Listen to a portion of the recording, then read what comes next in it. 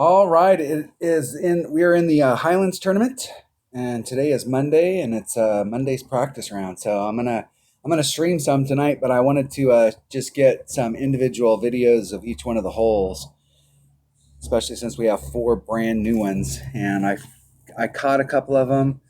Um, I've seen all four of the changes, but some of the holes I only caught once. And so we'll go through today and just kind of get an idea of where it's at so I can get some on video and go back and watch and see like where I need to make changes or what needs to happen. Going into this particular tournament, I unless they've drastically changed one of the par fours, and I think it's still like get on and one and you can get a putt and get your eagle. There's two of the par fours in this that are like must eagles. And so really just to be keeping up with the Jones, to be up there, you're going to have to shoot a minus 14 on minimum score just to keep up, and then trying to pick something up. Now the par threes, I think one of the par threes has been changed, if not two. I think just one, and that particular those par threes on this are not. In the past, they haven't been super hole in oneable, but they are. It's possible. The par fives are where we're gonna really have to. We've got to get these par fours, and one of the par fours is pretty tough. But the par fives, we have to get some albies this week in order to. Albies are where I think, like a lot of times, the hole in ones are the shots that are the winning shots. I think this week it's going to be the albies are going to be the shots. So let's check out hole number one. And hole number one is Greenock Point. Hole number one. Now it seems like the last time we played this, that traditionally, like in just one on one, ever since this hole has pretty much from the day that this hole came out, I've always done a plus 10. And anytime that I can, I always do the black line. And you can do a rough bump here, or you can hit out in the fairway. I'm trying to leave myself, depending on which way the wind's blowing. So we had one tournament where the wind was blowing in this direction, where you had to pull over that sand. And I changed my shot setup so that I was 3 rings of separation down here. So I gave myself more room to work the wind out so I didn't have to involve the sand. So we'll have to see which way the wind's blowing. But I think in rookie, the black line, it's not that you can't get on or get up there and get in from the yellow or the white. And I think in of these two choices in rookie, white's probably the better, just because you have to put so much movement on it on the left-hand side. If you're playing from the pro tees, the left-hand side, that yellow line is going to be a pretty popular line depending on which way the wind's going. Now in tournament play, where we're setting up, we're bringing the right clubs, the right balls, the right stuff for a hole. You can, in most cases, pick the way that you want to go, whatever gives you the best chance. But in one-on-one, you'll find yourself from the pro tees playing from the yellow line a lot, especially if you're dealing with headwinds. So you can still work the winds out. All right, let's go out and then pick a bag. I know that this is a sniper. And I wrote nothing on here. I put some notes, but I didn't write what ball, what club. Put nothing. So I'm going to use a sniper, and I'm going to start off with a navigator and see like where I need to go from there as far as side spin. And I think what'll be the determining factor is I may not have enough side spin, maybe. And I know that it runs out. It seems like it runs out a little bit fast here.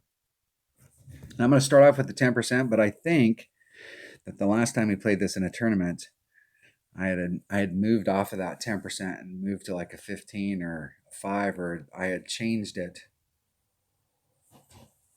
But this is always one of those holes. I've hit hole-in-ones on this hole, but it's not one of those holes that you, for me, where I get on some stretch where I hit like three out of 4 or 4 out of 4 hole-in-ones on this hole. This has never been one of those holes that I've gotten on that kind of a kick.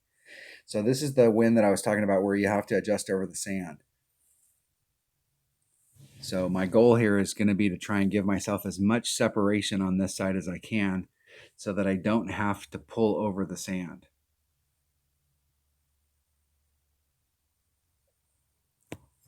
And with this type of wind, this wouldn't be a bad time to do a rough bump. I don't think I'd need as much stuff. Let's try the rough bump. It's practice day, so the whole thing is today's the day to go out and check out some stuff and see which way the wind's blowing. And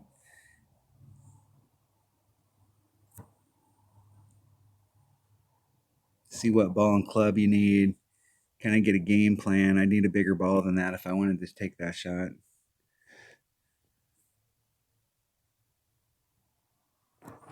Give myself a little bit of room. See if I have enough to get back over to the cup.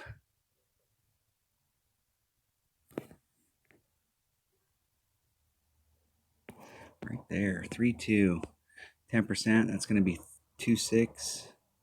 It's one per ring, so there's 2-6. And then see here, I'd have to work the sand. So this might not be a bad spot for one of those 4 side spin balls. And that was me. That was anticipation on my part. Anticipation. And the ball guide was not lying. So if you're taking that rough bump, make some notes here. Rough bump.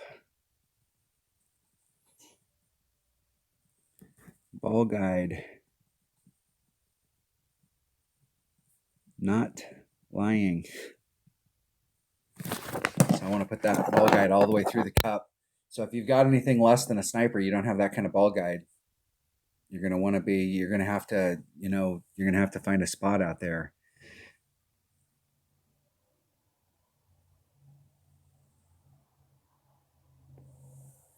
In the hole. I should have tanked that shot. Give me more room so down the road I can really go for it on some of the holes. Today is practice. I will not be qualifying today. I will be missing putts or forfeiting shots. I'm never going to forfeit so that I interrupt my opponent's game. I will be playing shootouts today, especially on these holes that we don't know. Now, this hole right here, I did catch this hole, and I will some observations. If you want to hit, I was trying to hit over the trees. There is a lane, and with an extra mile and the amount of backspin that I needed to put on there in order to catch the green up here so that it would roll back down to the hole, I had to come so far back here that even though the ball guy was showing that I was going to clear the trees, it just barely clipped.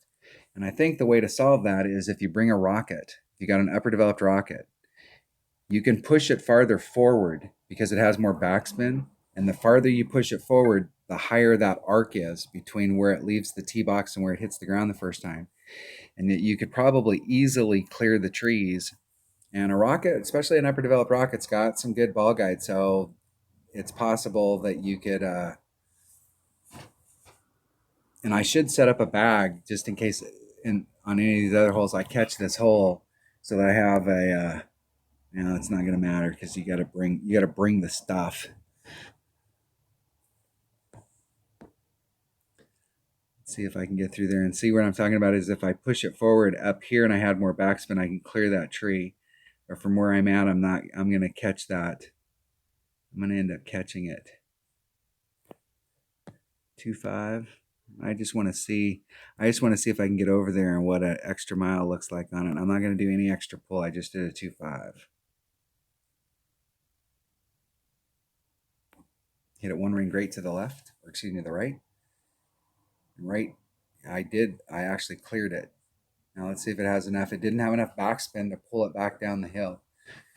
But I think with the rocket that you'll be able to set that shot up because you can work that backspin. You can work some backspin and some side spin on it to get and see if there's a tail that if it can activate the tail on an upper developed rocket. It's at least a shot worth looking at. I'd love to when I get to that hole in the tournament. I'm definitely going to bring a rocket so I can check it out.